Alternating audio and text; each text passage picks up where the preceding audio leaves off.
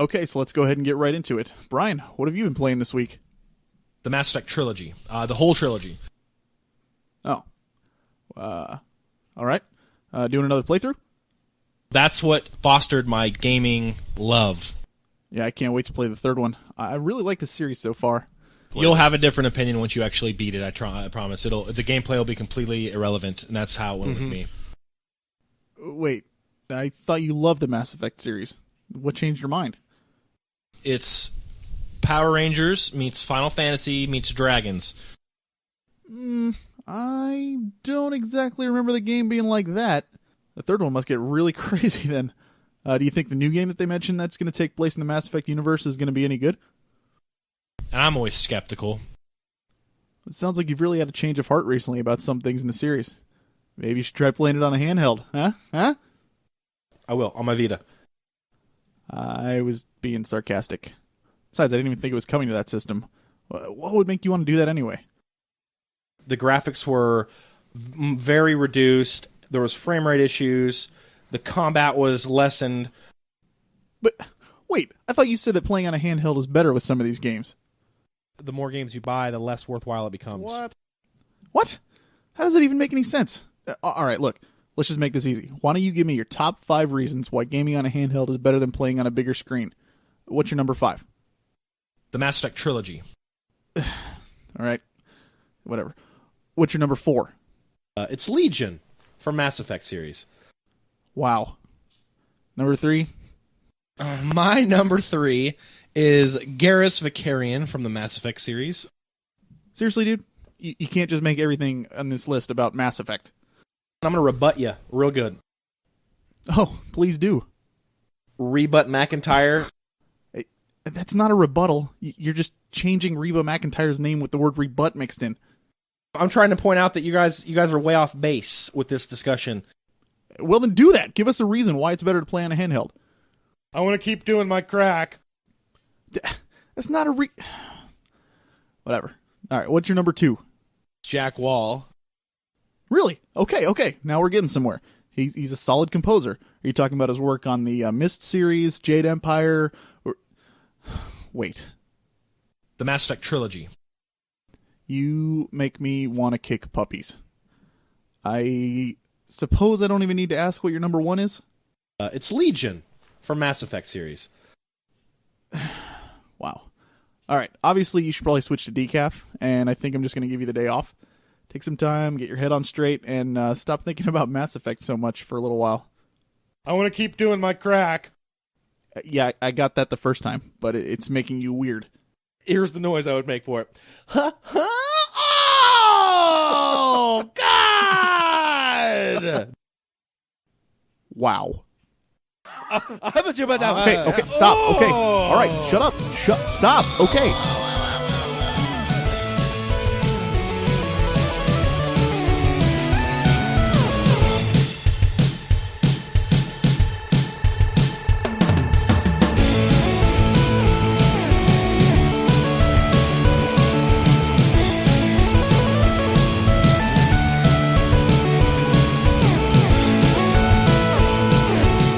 Oh, man.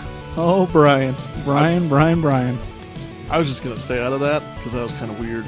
But hey, you know what? The guy loves his Mass Effect. We can't fault him for it. that's true. So it's all good. Brian, you have a good day off, buddy. Can I have a day off? You as soon as I hear you make an entire top 5 of just Suikoden stuff, probably, yeah.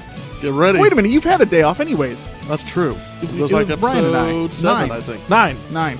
Episode 9. Yes, 9. Back when I didn't listen to every episode. Do you listen to them now? I do. Are they good? Yeah. Oh, sweet. Good. Except for when they click. That's good. Don't even get me started on that. Hello and welcome to the Frozen North. We are a podcast devoted to video games that have a heavy emphasis on storytelling.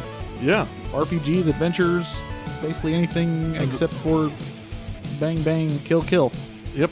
And when you try and talk about games that don't have a plot, JJ cracks down on you. I will make shoot you feel bad. down. Mark, we're not talking about Titanfall. What? All right? Why not? Titanfall's happening right now, man. It is. Tell They're in me a beta. about it. They're They in a shoot at beta. other people. Sometimes there's dialogue that you can overhear. It between looks the NPCs. It looks very good. It looks awesome, but it is not our show at all. I'm one of your hosts. My name is JJ, and I'm here alongside my buddy Mark. That's right. I love to play. I don't even know what to say. You were going to say I never my know what name to is say. Mark. I never know what to. And the other option is I love to play games, which is also obvious. That is true. So, That is true. Well, sometimes we wonder. I guess I have to say it because you guys doubt that I play games. No, I know, because I can track you on Steam sometimes. Yeah, If you're on there. See, So I've definitely put in 4.9 hours into Final Fantasy VII. that's true. Absolutely. What episode are we on? Jeez. Is it 18? 18, I think. Yeah. I think you tweeted out 18, and you're feigning ignorance. 18. I'm not feigning ignorance. I know, because on the notes that I'm looking at, I still had 17. I hadn't changed it. See? Yeah, you see it now too, huh? Man, Apology accepted. episode 14, our top. That's not I don't know funny. what happened there. That's not funny. Mark, what have you been playing? I've been playing Final Fantasy VII, and that's Solid. it in the last 8 days. Seriously? That's Yeah. it? Yeah, You played a little bit of Hearthstone. that's true. I played some Hearthstone as well. Yeah.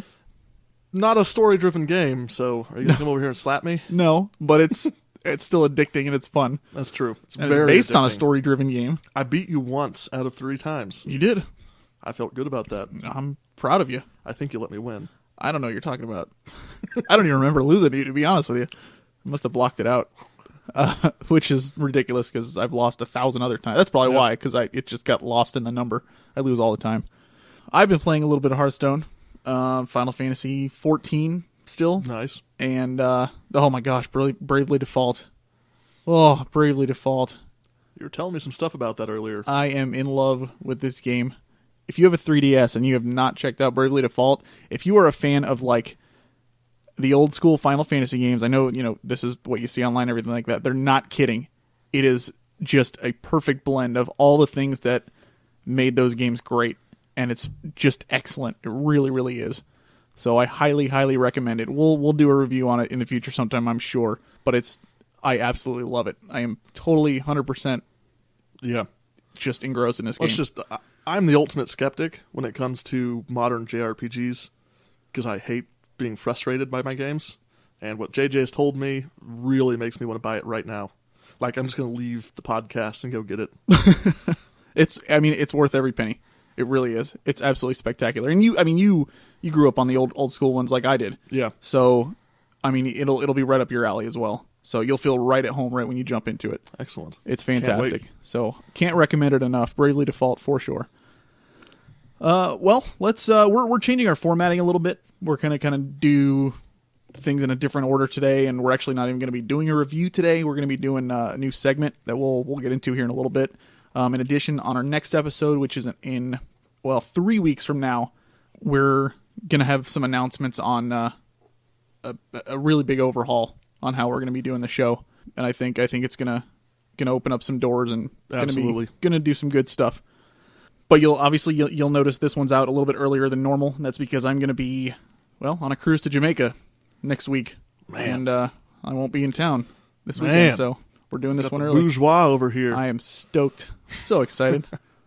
Man, last year I got to drink a beer with Will Wheaton. I mean, there were a restaurant full of other people there, but he Right. just kind of had a little Q&A with anybody who wanted to join him, and it was so awesome.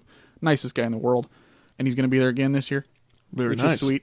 If you're curious about what I'm talking about, it's basically just one big geek cruise. It's not really for video games, which is why I'm not going to go into too much detail. But if you do want to check it out, it's Joko Cruise Crazy.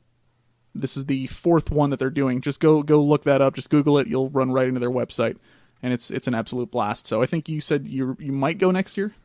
If I get a better paying job, I'm going next year. Yeah, the money's not. It's not something you can just shell out all at once. But they do offer payment plans and stuff. So it's a really good time. So plus it's on a freaking cruise. Yep.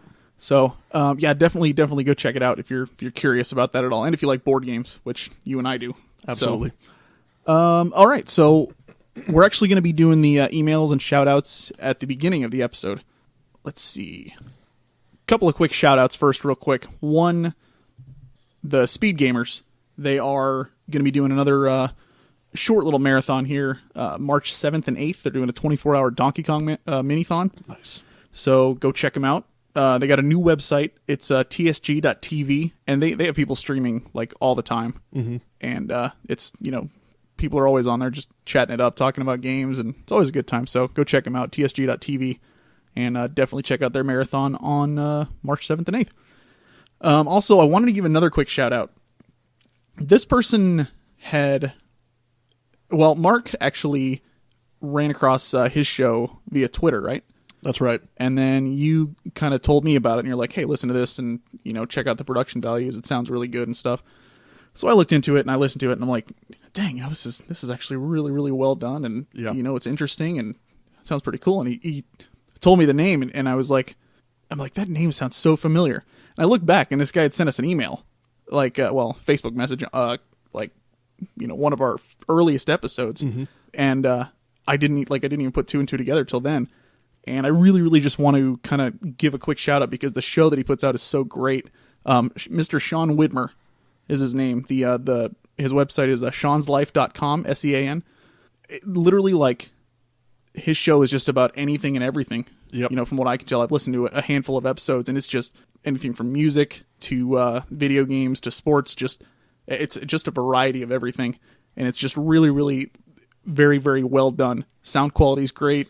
The editing's well done. It's just a good show to listen to. So highly recommend it. Definitely go check out his website, seanslife.com. All right. We got two emails. One is from Zach. And I know the three of us, I had you and Brian shoot me responses, and I sent one back. Yep. Honestly, after the responses you guys gave me, I pretty much just sent back, I don't really have anything to add. They pretty much said it all, and I agree. So, but Zach was asking, I think it'd be a good one to, throw on the show because I'm sure there's a lot of people who are wondering the same thing. He says, greetings, Frozen North. I have a question or discussion topic for you. 3DS versus Vita, what are your thoughts? I've been interested in possibly picking one up lately, just can't decide. I'm a PlayStation gamer, so the crossplay with my PS4 would be a bonus, plus the back catalog of PS1 games is great. But then again, I'm interested in 3DS titles like Bravely Default and the new Zelda game. I'm sure there's no right answer here, but just some good debate material. There really wasn't much debate at all when we talked about it. It was pretty much unanimous. 3DS all the way. At least right now. Right. I think in the future, when Vita gets more games and you do start to see, more games featuring the cross-play with the PS4, it's going to be, definitely be a force to be reckoned with. But as far as right now, there's just so much on the 3DS, and you've got the entire backlog of DS games. Mm-hmm. For me, it's a no-brainer. Yeah. If you're made of money and you have no financial planning skills, then you should definitely buy both. Absolutely. But if you just have to choose one, I definitely 3DS for me. Yep. And Brian said the same thing, and he owns both. And I the main reason I wanted to shoot a response back to Zach was because then I could get Brian's response because he's the only one of us that owns a Vita. Yeah. He loves it. Don't get us wrong. He loves his Vita, but there's just not very much out there for it right now. Mm-hmm. So 3DS 100% right now. But you know what? Who knows what the future will hold? Absolutely. So I think the Vita's still young. So we'll see what happens. Another email we got was from our buddy Isaac. He sent us a whole slew of questions. First one, I think I asked last episode. He had mentioned something about Pandora's Tower on the Wii, and I asked if he recommended it. He said that he does recommend it. He said he compares it to Shadow of the Colossus. And that right there just made me feel ill. Oh, sounds great. I know. You and Ryan like that game, and I played about 10 minutes of the demo, and no way. Oh, no way, artistic. Man. It's beautiful. Such a sense of scale. It's a beautiful game, absolutely. But it's kind of like if I were to, let's say you're running around a track that's 10 miles long. Right. And you have to run across the finish line 10 times to complete the race. 100-mile race, right? Yeah. That sounds terrible. Well, you run around once, and you're like, oh, my gosh, that was awful. And then somebody comes over and says, hey, you got to do it again. And you're like, all right, so you run around again. Hey, one more time. You go again. Hey, do it again.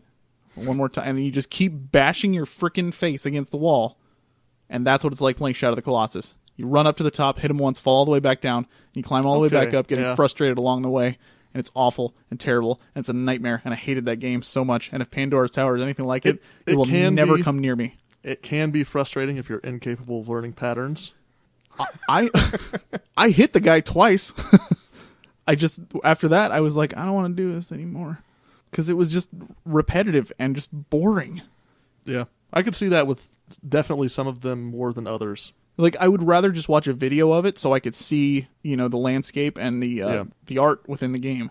But just doing the same thing over and over again and getting knocked, like climbing all the way up to the top, doing all this platforming, aiming and all this stuff, hitting him once and then falling all the way back down just to start over again. That is not my idea of a fun game. Right. Gah. I know I am in the minority here. I know that's a highly, highly treasured game and people love it, but no way. Not me. So you don't have Brian here to back you up on that. I know. Where's Brian? I can see what you're saying. And both of Team Ico's games aren't fun in the traditional sense. If you know what I mean. They're both frustrating games. I mean, the other one, Ico. Yeah, I haven't played that. It's an escort mission. But the games are more about how they make you feel emotionally and showing you these, amazing visuals and music and frustration's an emotion, making right? You think. Yeah, sure. Okay, well then they're right on the money with making me feel an emotion. Absolutely. Then they've succeeded. See, okay. There you have it. There you have it. All right, enough of that. Eek. He says, secondly, the Nintendo Direct this past week featured some more of X, this spiritual successor to Xenoblade. I don't think it's a literal sequel. Mm-hmm. I don't think they're directly connected at all. I could be wrong, but I don't think so. I did see it. It looks awesome. Have you looked at any of the footage? I haven't. Man, it looks really, really sharp, really good. The combat system seems to be the same, but in this one, it showed them hopping in and out of mechs while fighting, and it just seemed very, very cool. Nice. So definitely, if you haven't checked it out, you don't need to go see the whole Nintendo Direct because, it's just more of the same. Hey, look at our new baseball game that we're re-releasing, and check out new Donkey Kong, which actually new Donkey Kong looked kind of cool, but you know what I mean. Just more of the same Nintendo stuff. But X really, really stood out. He also asks if I got Lightning Returns Final Fantasy 13 yet. Funny story. So last month I pre-ordered both Lightning Returns and Final Fantasy X and X-2 HD at the same time. Mm-hmm. I wanted the collector's edition for both. So I ordered both off of the Square Enix store because it's the only place you can get the collector's edition from. So I'm like, sweet, I'm going to be getting my game soon. Well, release day came and went. Still don't have my game. So I went on the website, looked at it, and it says that they're not shipping Final Fantasy 13 3 to me until Final Fantasy X and X-2 come out. So it's just they're packaging it together. That's annoying. Good old Digital River. Yeah. Wonderful. I love them so much. Yeah. You look like it. It's why can't you just send me the game? That's, to be perfectly honest, it sucks. It doesn't bother me as much simply because A, I'm going on this cruise, so I'm not going to be here for a week. And B, I'm playing the heck out of Bravely Default, so I wouldn't have even gotten to it at this point. But still knowing that, this game's out and I'm not going to get it for another month. A disservice to the customer. It's what the heck, dude? So, yeah, it's just kind of annoying. But I do have it pre-ordered. I still have it pre-ordered, even though the game's out. So we'll see. it should be here hopefully soon. Then he also asks about Final Fantasy X X-2 HD. He says he's never played the one on PS2, but he owns it. Honestly, he's asking basically whether he should just play it on that one or get the new one. Not having played the new one yet, I can't tell you that, but it's a pretty solid game. The visuals are great, and I'm sure just looking at the videos and stuff online, it's going to be really, really sharp. Honestly, if you're just looking to play the game and experience the story, if you've got it on PS2, I think the HD remake is basically just going to be for collectors.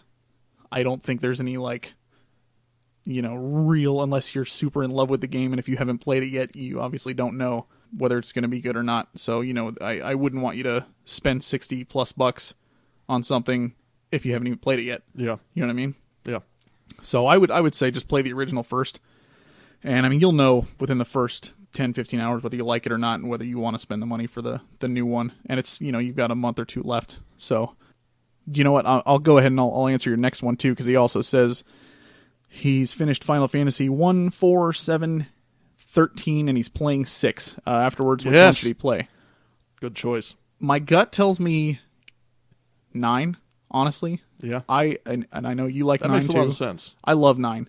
If you like the older ones, 9 is a good throwback to those. But going off your last question, with 10 and 10-2, play 10. Yeah. You know, if you're curious about it, check That's it out. right there. If you own the game, you go for it. Just check it out. 10-2 is very, very not liked among people. I don't think it's as bad as people say. I think people are just turned off by it's definitely a Charlie's Angels feel. Yeah. But the game really isn't that bad. It's just goofy. It should not be taken seriously at all. But 10 is a solid game. I would recommend that at least. So I say 10, and if you don't feel like doing that, go 9. Yeah. 9's excellent. That makes sense. I mean, it's right there in his question. Yep. That he hasn't played it. 9 makes sense too, though. And yep, that's about it. I think that's all we've got for emails and shout-outs this week. Cool. If you would like to send us an email, hit us up at frozennorthpodcast@gmail.com. Check out our Facebook page at facebook.com/thefrozennorth. Mark and I are always tweeting it up on Twitter at FN Podcast. Check out our blog at frozennorthpodcast.blogspot.com. Subscribe to us, rate us on iTunes. Just, you know, give us feedback. Absolutely. That's all we want. We love to hear from you guys. Absolutely. And also, I don't know if you want to plug your own, but I've actually kind of started to get into Twitter as well. So, I posted some pictures of my Bravely Default Collector's Edition on my personal Twitter. Nice. So if you can find me from the FN Podcast Twitter page. Mine's just at JJ Santinello. So I don't know what mine is. I use it. I don't either. But I mean, you'll see both of us on there. So yeah, if you want to follow us, I would say definitely, obviously follow the podcast one first because that's going to have the most on it. But you know, if you want some side stuff, like I said, I posted a few pictures and stuff. You know, check us out too. Absolutely. Be happy to talk to you. Moving right along, we got a little bit of news this week. Oh, news. We're gonna thanks to Brian. Oh, snap. Not even here, making a dig at him. He's trying to get over his Mass Effect addiction. The Mass Effect addiction? I thought it was crack. Well, I think that's what he refers to Mass Effect as. It was kind of crack. There's not much. There's only about a week's worth, so we're just going to try and make this quick. The new DLC for The Last of Us is out, called Left Behind. I haven't checked it out myself, but from what I understand, it's getting pretty good reviews. So check that out. This one's like a Ellie backstory kind of DLC? Correct. Yeah. So have you tried it? I haven't. No. It looks good. Yeah, I'm probably going to eventually get it here soon. Second on the list, I got Elder Scrolls Online. The non-disclosure agreement has finally been lifted. Oh, man. So people can talk about the the game. People. Who's played it around here? Man, who has played? Oh, I have. That's right. Hey. What can you tell us about it? Not much, to be honest, because I didn't play it for very long. I love the Elder Scrolls games. Yeah. Brian doesn't. Brian just doesn't like fantasy. That's true. No hate mail last week. No, I know, right? I was a little upset about that. I know. Yeah, send us hate. No, I'm just kidding. Don't send us hate mail, please. Send Brian hate mail. That's all. That's all we ask. It's, as a standalone MMORPG, it's pretty solid. Like, the PvP combat is really good. The gameplay is fine. And it's, it's engaging. There's quests, all that stuff. Just anything typical online RPG. Got your staples. But for an Elder Scrolls game, it just didn't hit me the same way. Like, when I jumped into Oblivion, when I jumped into Skyrim, even when I jumped into Morrowind, I had this feeling that the whole world was at my fingertips, and I could do whatever I wanted in that world. You don't get the same feeling with this, and it's impossible for them to do that. Yeah. This is what everybody thought originally anyways, because if you could do everything that you could do in Skyrim and Oblivion and such, you'd be ruining, the game for thousands of other people. Yeah, killing whoever So- you want, any NPC. Exactly. Permadeath, that just wouldn't work. So you just don't get the same feel. And to be honest, like the controls and the combat mechanics don't feel the same. It's not bad by any means. I think it is a solid game in its own right. I just don't think it has that Elder Scrolls feel that I looked for when I started playing it. And I again, it could be different because I played obviously the beta. Yeah. And this was back in mid-December, I think, something Sounds like about that. right. Yeah, it was a while ago. So I mean, things could be different. I haven't checked it out since, and I am in no way, shape, or form saying that this is a solid review that I'm giving or anything like that. This is just my personal experience and how I felt when I played. I played for maybe 5-6 hours. So I not much at all, obviously. Yeah. So, it's kind of one of those things, just check it out for yourself and see what you think. So anybody who sees it and wants to play it is going to play it. So How are the environments? I want to see the finished product because honestly, Skyrim is so detailed and this just did not seem Really? as much. Well, that's disappointing. Again, beta, Yeah, that's true. Can't Can't judge it too much. Exactly. I would like to see the finished product, so we'll see. We'll see what happens. I'm not saying it's dead by any means. There's tons of people that play it, and you know what? From what I'm seeing, there's a lot of people that do like it. So, check it out for yourself. Absolutely. Third thing I got on the list, real quick. Lightning Returns, as we mentioned before, has hit shelves. Shoot us an email. Has anybody played it? Tell us if it's good. It's not getting great reviews, but I'm curious. Is it a decent, third part to the trilogy? I'm kind of just because I'll definitely play it, but I'm a little wary with all the negative press it's been getting. So, but let us know what you think and your experiences. And the last thing that I have personally on my end is this isn't video game related necessarily, but since we do our spotlight segment every now and then that has to do with Kickstarter, I figured I'd mention it. Kickstarter was hacked, I guess. Yeah. A few accounts were hacked this past week, and they say that no account info or personal information was, obtained or stolen or anything like that. But they say to everybody who has a Kickstarter account, go ahead and reset your password just to be on the safe side. So we just Yeah, they wanna throw recommend if out you use there. that password anywhere else to change it there as well. Passwords were salted and hashed, so they shouldn't be able to use them, but you never know. So just Be on the be safe on- side. Yeah, exactly. Yep, for sure. Did you have anything you wanted to add? I've got some almost news. What does that mean? It means that Yoshinori Kitase was quoted by Eurogamer as saying that he really wants to do a Final Fantasy VII remake, but clearly there's a lot of staff that would be required to do it, and it costs a lot of money, yada, yada, yada. Yep. It's not news because they weren't doing it in the first place, so that's all there really is to it.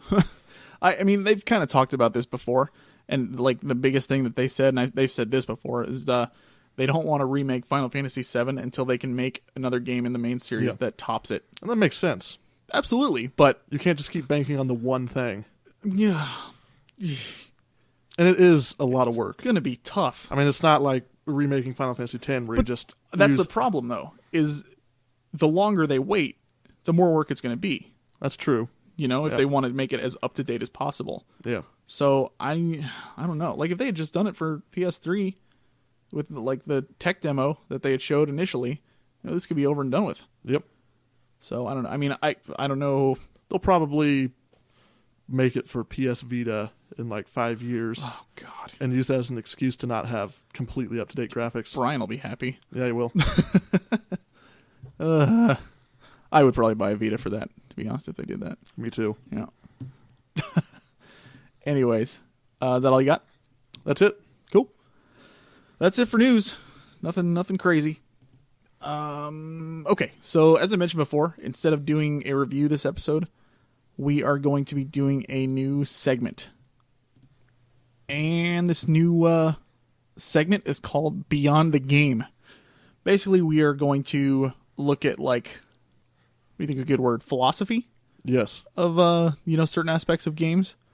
Just kind of not game specific games in particular, but just kind of thinking and talking about the deeper experience that games bring, Right. and what makes them unique.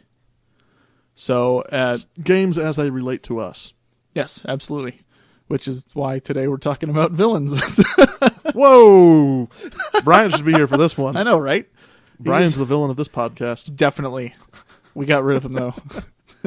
Always want to talk about Mass Effect and saying that Suikoden has too many characters. Oh my god. Don't even make me think about that. All right. So, today we're going to be talking about villains in games. Now, there's I've kind of grouped them into three separate types of villains. You've got your antagonists, which are, well, I guess we'll start on the heavy end first. You've got your just total evil villains who are like, right. Destroy everything, destroy the world. I hate, everything, and I'll kill you no matter what, just because I can or because I want to. Examples would be like Kefka, Final Fantasy VI, or Luca Blight. Just Good people example. who are absolutely evil to the core. The second kind of like middle of the road one I have classified as just villains. They're not necessarily evil per se, but they're definitely willing to do whatever it takes to achieve their goals. Yeah. Like, the examples I have, one would be N from Pokemon Black and White. I don't think you've played those before. I haven't. But basically this guy thinks that the whole world is, he basically thinks it's wrong to capture and train all these Pokemon and make them battle for sport, which, makes sense. I mean, it makes sense, totally. But the way he's going about it, by making them battle, to try and take down the hero, and basically like wanting to, destroy all this stuff and bring a bunch of chaos and everything like that. And it's like, I don't know that I agree with your methods there, buddy. It's not really, I kind of see your idea and your ideals. It's a noble goal, I guess, but no, you need to be stopped. Another example would be Cypher from Final Fantasy VIII. Not really an evil guy at heart, but he wanted to have a purpose. He wanted to be, that sorcerer's knight. So he, basically stepped on whoever he could, did whatever it took to just, have a place. And it ended up blowing up in his face later on. And the last group would be the antagonist group. These aren't evil people. They're not really doing anything bad, but they are kind of like, your rival. They're against the hero of the story. Like, examples I have, if you ever played Wild Arms 1, Calamity Jane, she's this like treasure hunter who always beats you. She seems to beat you to a lot of the ruins, wanting to get the treasure first. She's not like doing anything horrible or anything like that. She's just like, I beat you again, and she runs off with what you, wanted to get. And it's like, gosh, no, dang it. Just one of those. But again, not evil, not trying to hurt anybody, just against you and throwing it in your face. Yeah. Another Another one, and this is probably more well known, Gary Oak from Pokemon. Perfect example. Not a bad guy at all. Just, kind of a douche. He really, he's just your rival. He wants to be better than you. And I mean, he's very competitive, obviously, but not evil at all. Not evil by any means. And, you see it in, if you ever watch the show, you can see it. He still cares for, his Pokemon and that kind of stuff. And that's kind of one of those. So, like, what do you prefer? Like, out of those three kind of archetypes, what do you think? That really depends on the kind of game you're playing. Because, I mean, look at the Diablo series. Those are complete and pure evil kind of characters that you're fighting. Oh, yeah, they're demons. Yeah, they're demons. They just want to destroy everything. Absolutely. And that's awesome, and that works perfect for a game like that where you're just slaughtering people left and right. That's true. But then you have games like Suikoden, where you want to understand the worldview of the character. You want to understand why. You want to almost feel like he has a justification. He or she have a justification for what they're doing. Just that it's not, you don't think it's right necessarily, but there's a huge difference between that and the unequivocally, unapologetically evil character that you get in some games. Definitely. I don't feel like an antagonist, the way we've described it, can make an entire game. I can't think of any games that have just an antagonist that's not doing something at least a little bit nefarious. I think they're great to have in there as kind of like just a fun side quest to the game. Sports games, maybe. That's about it. Yeah, exactly. So I think you're right. That's true. Now that I think about it, yeah. I don't think there are any, at least not that I can think of off the top of my head, where you've just got somebody who's just against you. I'm sure we'll get some emails reminding us that we're idiots. Probably. Yeah. I mean, But I can't think of any right now. Yeah, if you can think of any, great. Shoot us a line. I mean, Absolutely. Maybe the Colossi in Shadow of the Colossus. They're not evil. They're just your antagonist. I wouldn't know. It didn't get too in depth in the demo. But yeah, for the most part, antagonists are going to fall more into the category of a side plot, something that's not the entirety of the game. That's true. I mean, one could argue that in Pokemon, like the original Gary, Yeah, I mean, he is the final boss. that's true. But then again, the whole time you're messing with Team Rocket too. So I guess it just depends on how you look at it there. Mm-hmm. But I think it'd probably be better to say that if there is an antagonist, they're usually not the only one that's against you. Yeah, Whether it's the main point or not. Because if you play Tales of Xillia, there's somebody there, and I mean that'd be a spoiler if I said anything there. But there's a character in that game who is definitely not evil. Very well, he was a king, very well respected by all of his people, his soldiers and everything. But what he wants to do is not the way to do it. Yep. It's one of those. He's a very, very good man, but he's kind of he's looking out for the well-being of his people and not worrying about what that's going to do to others. So, and that, I mean, I think he would just fall into the villain category. So basically, like, I want my goal to be reached, and I'm going to push away anything else. I'm not even going to think about it. Here's something to mull over. Not sure how much I can say about this without ruining something, but the end of Last of Us. Are those villains? Yeah. The Fireflies? Yeah. Yeah. That's a matter of perspective. That whole game is a matter of perspective. I mean, I'm sure there's people out there who think it was a happy ending. It depends on how you look at it. Yeah. God, I'd love to talk about that more, but that game's still fresh. You need to play the game. You haven't played The Last of Us, by the game, way. Play it. No, but you're completely right. Yeah. That's definitely. I mean, that's a whole discussion topic in itself. But man, that's a whirlwind right there. Mm-hmm. The way that goes down. Then you've got characters like the G-Man from the Half-Life series. I'm looking over at Brian's empty seat here, looking for some backup. Yeah, but does he even do anything? Sure, he does. He stands there. He places you into the game in Half-Life 2. Have you played Half-Life 2 or just the first one? I'm going to let you answer that yourself. You haven't. You're right. He puts you into the game world in Half-Life 2 in a situation that is not ideal. So he's kind of this force behind what you're doing, and he doesn't... I don't know what he is, really. He's like the narrator in Stanley Parable? Sort of, in like a non-funny way. He's some guy that's pulling strings beyond your comprehension. And he's... the main difference is that Half-Life 2, I've heard, is a good game. Oh, Brian, back me up here. Mass Effect. Why? I don't think we will ever be able to replicate the noises I can't. that he makes. That was my There's best. no way. That was my best effort. I didn't get guttural. Now I can't talk. Oh man, you know what I will say though, like as far as what I prefer in games, I think you're 100% right. It just depends on the situation, what you're thrown into. Like, if you're playing Pokemon and all of a sudden Diablo comes in, right? That would be a little it just weird. wouldn't fit. Pikachu, tackle. That's just not going to work so well. But like, I think the games that do have that ultimate evil villain, the more evil they are, the more like cold-hearted and just absolutely terrible they are. I mean, this is going to sound cheesy of me to say, but honestly, like, the better I feel at the end, where I'm like, I stopped this guy. I took him down. There's more reward for taking them down. Absolutely. Versus the villain, who's more nuanced. That's more of like intellectual reward, just thinking about it. So it's where do you want your reward? In the completion of the game or in the thought process of what the plot means? Absolutely.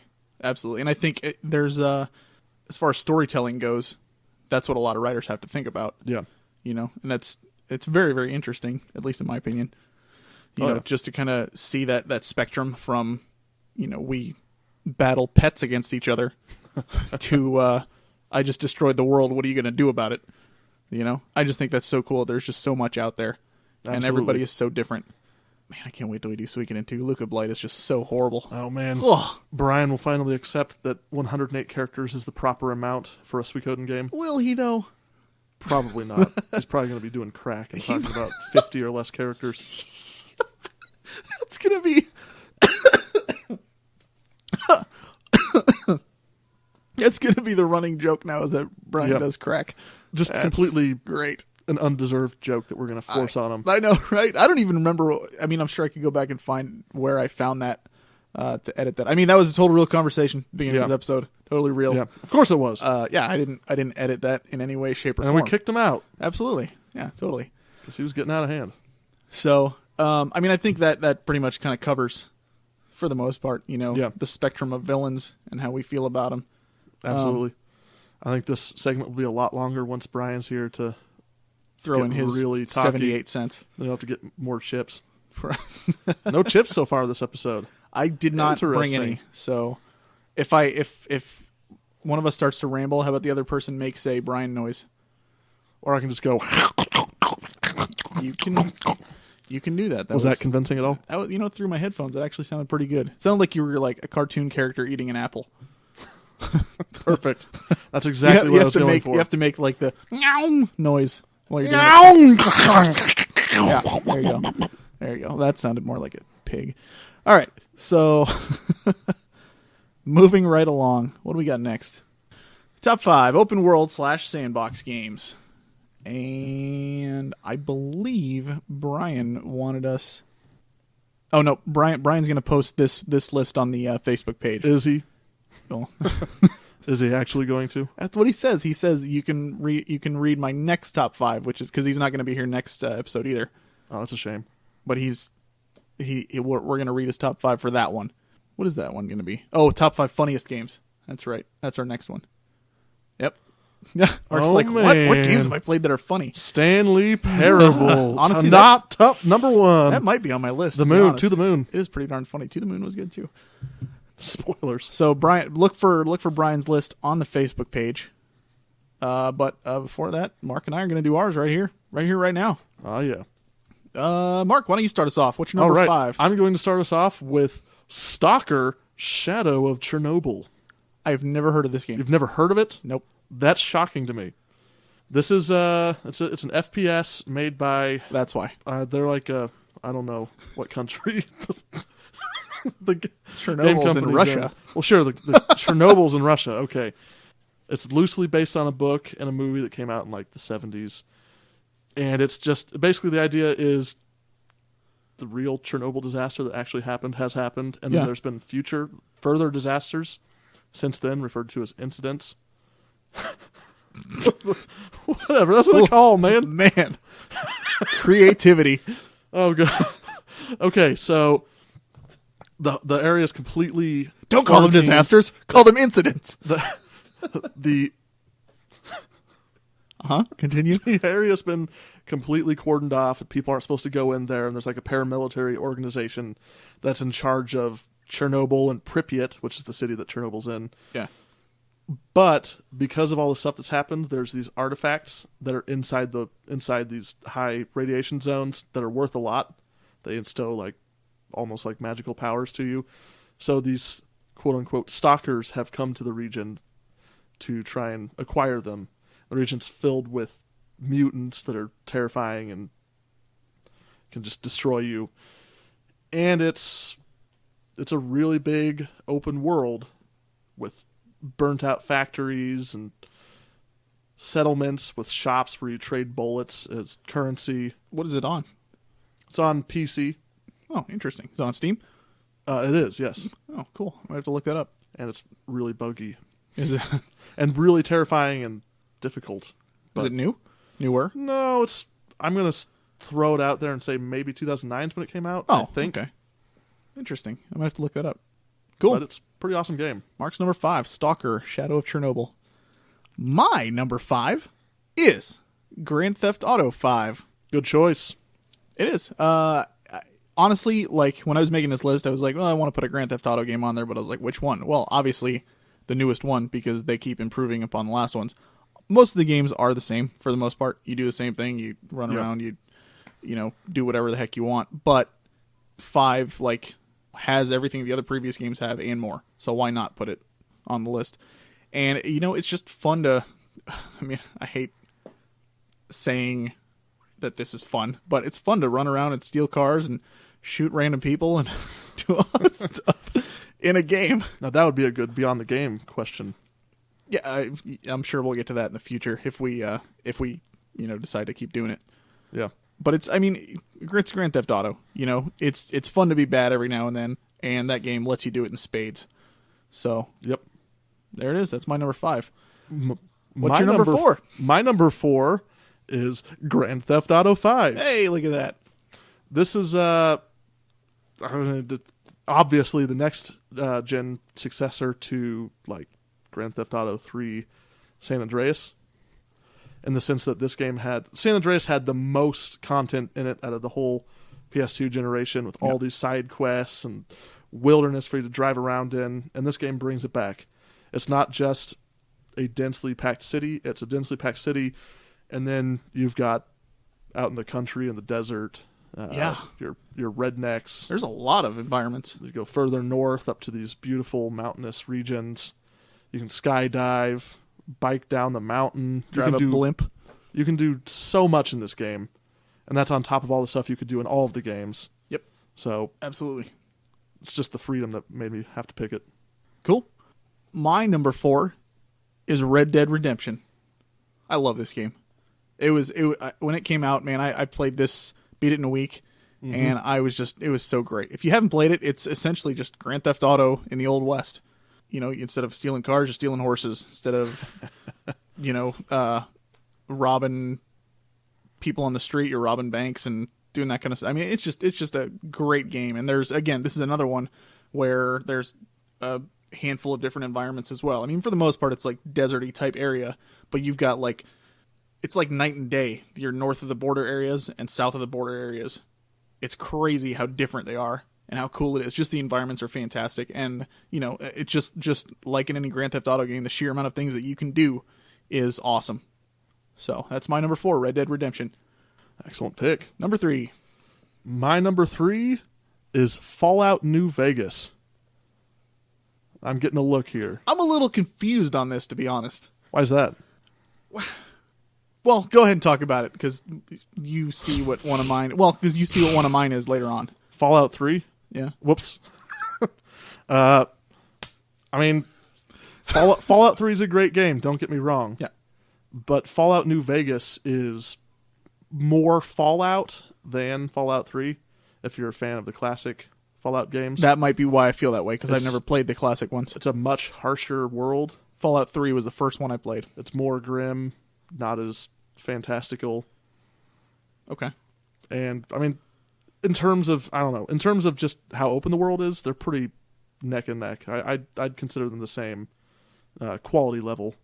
But just because I like the plot lines better in New Vegas, I had to pick that one. Okay. That makes sense. Personal taste.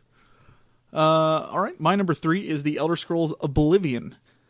You know what? Ever since Skyrim came out, anybody who's gone back to play Oblivion has been like, oh, this game's terrible. Can't blah, blah, blah. And so it's like, you know what? No, when Oblivion came out, it was what Skyrim is now. Yeah. In a lot of people's eyes. And I think it still holds up personally. I still have fun playing it. It's nowhere near like the scope that Skyrim is. You can't do nearly as much. Mm-hmm. But, for its time, I remember your brother and I were watching a preview for it.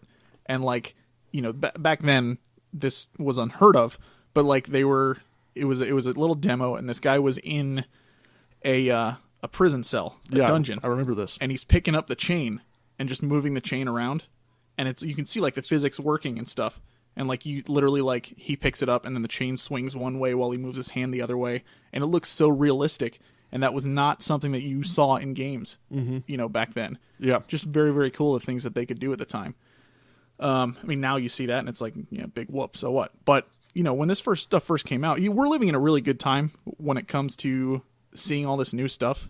Right. It's just so cool to be able to think back on that, and now that's mainstream. I had an experience like that with Deus Ex Invisible War. That was back when ragdoll physics wasn't a thing. Yeah. And I remember playing the demo of that with the rag dolls on the corpses and throwing them into a dumpster and lighting them all on fire, just marveling at what the engine could do. I mean, there's something to be said about those leaps in technology. What is it with you in seeing it. games and lighting people on fire? Man, fire's fun. Is fire not fun? Not when I'm your teammate. JJ, look out. I'm going to hit the zombies with this. Oh, whoops. I had Mark, fun. there's no zombies around. It's just me and your brother in this stairwell. Why are you lighting us on fire? Man, that was a lot of fun. Oh, man. So, yeah, that's my number 3, Elder Scrolls Oblivion. What's your number 2? My number 2 is Red Dead Redemption. Hey. All those reasons you just said.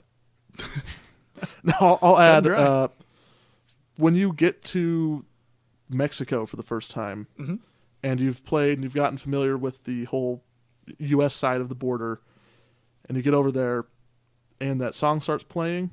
Yeah, definitely. That was a moment for me in my gaming. And I remember, I remember history. that. Absolutely. It was a wonderful moment. That was a moment. It was a good one. It was something that I felt transcended what I thought Rockstar was capable of. I feel the same way every time I eat cheesecake. Well, It's a moment. How couldn't you? And a good one. How couldn't you? And every time I chip Brian. I like that too. But I felt like Red Dead Redemption had more maturity than I see Rockstar having in most of their games. Yeah. Just in the maturity of their presentation there, it wasn't something cynical. It was just real raw wonder at seeing the world. That ending. Yeah. Pretty crazy. But what a great game. Yep. I'll have to go back and play that again sometime because it's a lot of fun. If you haven't played Red Dead Redemption, I highly recommend it for Probably sure. cheap now. Yeah, I would imagine so. All right, so that's Mark's number 2, Red Dead Redemption. My number 2 is Fallout 3. Surprise. Well, you never said what number it was. You just said it was higher. Yeah. Honestly, we touched on it a little bit before. It's Bethesda. They're great at making these games. Yeah. And Fallout 3 was the first Bethesda game that I played, and I loved it. I absolutely loved it. It's such a long game, and I didn't think I'd finish it, but I did it. I finished it, and I did a whole bunch of the extra stuff too. Man, that ending. That was cool, and I like how it makes you pick too, how you want to do it. Right. And I always go for the heroic, going out with a bang type situation, but it's just a great game, and there's just so much going on, and not only is your own personal story, great, but there's so much outside of just your character that happens in there. And Fallout New Vegas is the same way. There's so much of the world you don't even have to explore. Absolutely. And it's great. It really is. So that's my number 2, Fallout 3. Number 1. All right. My number 1 is The Elder Scrolls Skyrim. Hey, what a surprise. That's my number 1 as well. Hey. I'm clapping. That probably sounds You stupid. should high five Brian. High five. Oh. What was the way you just said that? High five. High five. Slap hands. And I actually did pantomime. You did. There's High nobody five there, again. though. Skyrim. You first. What is there left to say? I'll tell you why I like Skyrim and why I put it as my number 1. Do it. Because it has my favorite... It has one of my favorite underrated characters in it. Esbern. No. Esbern again. When you have Now we need Brian. What? He's a great character. He's not. He tells you all about how the World Eater's coming and how the world's going to come to an end, and there's nothing they can do about it. He's a raving lunatic. Is he a raving lunatic? Yes. Why do you say that? Because he just makes no sense. He does what? And he's all like, we're all going to die. He doesn't sound. That's not even an accent that they have. I in honestly that don't game. remember anything about him at all. You go into that. I've only started the game once. You go in there. I have my one character. You That's go it. into the place. You go to the place to do the thing. I can't remember the name of the city. Riften. I think it's Riften, maybe. I don't know. I'm not going anywhere with this. It's a great world. You just want to keep him Right? as your sidekick the whole time. Of course, I did all sorts of side quests with him. Yeah, and as you know my what? second follower. No wonder he's a raving lunatic. Yeah, well, that's He's like, fair enough. I just wanted to go to Riften, but we've gone around the world 3 times. Oh, That's what he gets. what? Oh, God. Yeah. You know what? Now I feel bad for him because of what you put him through. Well, Now I know why he's messed up. Way to go, Mark. You ruined his life. Poor Esbern. he ruined it himself. Oh, see? Now we switch sides all of a sudden. Well, I like him. I'm defending him, and you're like, he ruined his life himself. He was trapped in that jail, That's true. I think. Anyway, so Skyrim is an open world game. You can do anything, Yeah. and with mods, you can really do anything. It's beautiful. Gorgeous. So many different settings you can go to. I mean, Solitude. Yep. How about that? Absolutely. Where else are you going to see a place like that? Maybe World of Warcraft. Or plenty of other games. But still. Oh, yeah, but, you can't go around But with that level of freedom, you're not fighting gonna- random NPCs in World of Warcraft. Exactly. Yeah. It really is that go anywhere, do anything game. Yep. So it's awesome. My biggest fear is with the Elder Scrolls MMO now out. I really hope that they don't stop making main series games. You think they You know what I will? mean? Is it the same team? I don't know. No, it's not the same team. Okay. And that's what keeps me, my hopes up. But And when it inevitably Man. fails because everyone still wants to play World of Warcraft. I'm not even going to touch that one at all. I don't know. We'll see what happens. We'll see Yep. what happens. Either way, Skyrim is a great game, and if you haven't checked it out, it's cheap. It's awesome. But Play it. you've probably checked it out. Yeah, It's one of the chances highest are selling you've played it. games of Ever. Well, all right, then. That's our top 5. Top 5 open world / sandbox games. Like I said last time, next episode we're going to be doing our top 5 funniest games. Games that just made us go, oh. So. How would Brian laugh at these games?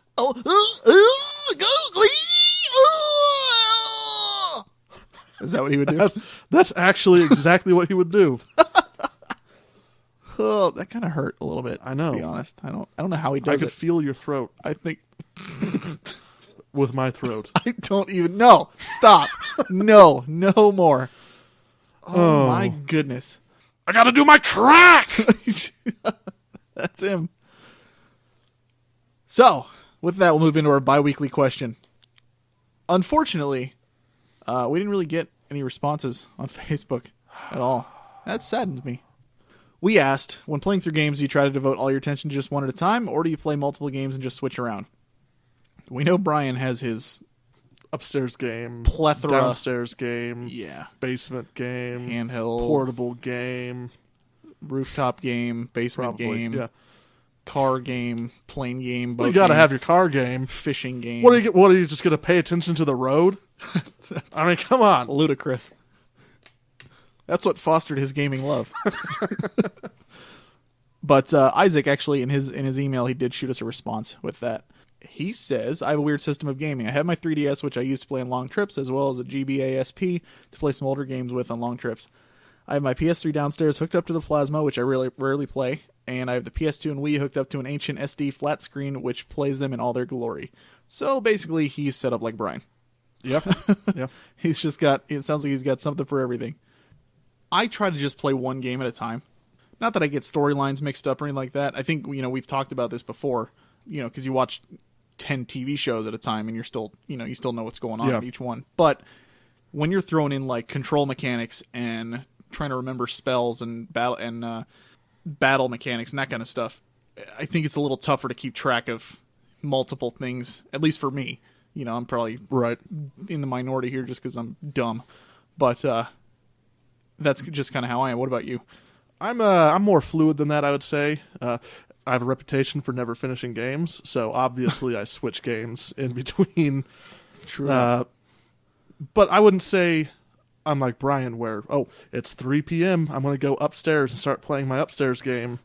Yeah. No, I'm going to play one game until I lose interest, and then I'm going to switch to another one.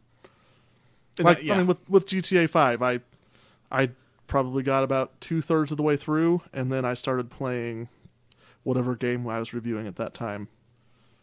Last of Us, I don't know. No, it was something else. I don't know. You think you're going to get through Final Fantasy VII this time? Yes. All right, man. I hope so. Give me lots of time. I'm not gonna. We're not doing a gonna review on it finish for a while. Yeah, I'll So, get through it. Be good. I'm loving it. Excellent. Good. All right, so that does it for the bi-weekly question. Next episode is an easy one. It's just, what's the longest you've ever gamed in one sitting? Whew. Yep. I imagine Brian will probably have us both beat. Probably. I could see that. Although, when I played Final Fantasy XI, I had some pretty long days, most of which were spent in one city shouting for a party. Oh, God. The early days of that game were so awful. There's only so much you can play a game in one sitting, unless you don't have responsibilities. I know, Bravely Default, man. Bravely Default. Well, if you have a day off, Does Just saying. does going to the kitchen and getting food count as a break? you can bring your going to the kitchen and getting food game. Sure, Brian's got 3 of those. He must have that, right? Absolutely, he's got one for everything else. Oh man, well, I think that about does it for this episode, sir. I think we're looking pretty good. So, You do look good. Thank you. Do you have anything else you would like to add? Follow us on at FN Podcast. Yes, follow us at FN Podcast. I'll retweet you. There you go. we've been pretty active on the Twitter lately. So, and Mark took a snapshot of me earlier. Yeah. I think Exclusive he threw it up twit there. pics. Twit pics. Yay! You It's dork. exclusive in the sense that you won't see it unless you go to it. That's true. Absolutely. Well, with that, I think we're going to head on out of here. So thank you, everybody, for listening. My name is JJ. My name is Mark, and my name is Brian. Keep on gaming.